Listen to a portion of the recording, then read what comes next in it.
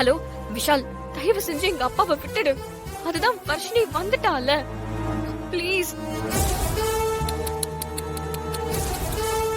ஓ இசை, நீங்க ஆசைப்பட்ட மாதிரியே வர்ஷினி வீட்டுக்கு வந்துட்டா.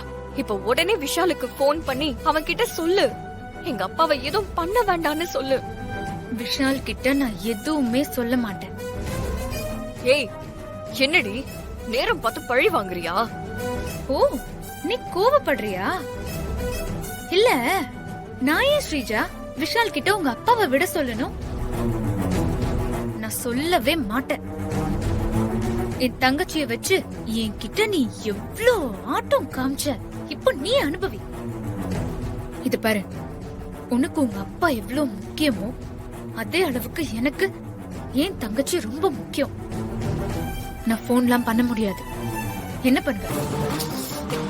ஏய் ப்ளீஸ், ஏன் மேல இருக்கிற கோவத்துல எங்க அப்பாவை எதுவும் பண்ணிட வேண்டாம்னு விஷால் கிட்ட சொல்லு. அவன் கிட்ட போன்ல ஒரு வார்த்தை பேசு, வர்ஷினி வந்துட்டான்னு சொல்லு. இசை ப்ளீஸ், இசை தயவு செஞ்சு சொல்லு.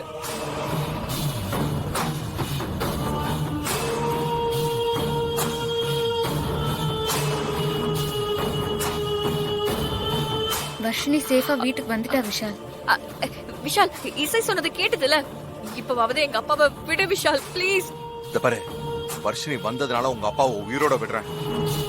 ஆனா இனிமே இந்த மாதிரி சீப்பான ஆட்டத்தெல்லாம் இதோட நிறுத்திக்கோ. இதுக்கப்புறமா எங்க குடும்பத்துக்கோ இல்ல இசைக்கோ ஏதாவது சதி பண்ணன்னு தெரிஞ்சது, உங்க அப்பாவை நீ உயிரோட பார்க்க முடியாது. ஜாக்கிரதை. கேட்டுக்கிட்டியா? நல்லா கேட்டுக்கிட்டியா? இனிமே இந்த மாதிரி ஒரு விஷயத்த பண்ணன்னு வச்சுக்கோ, அவ்வளவுதான். இந்த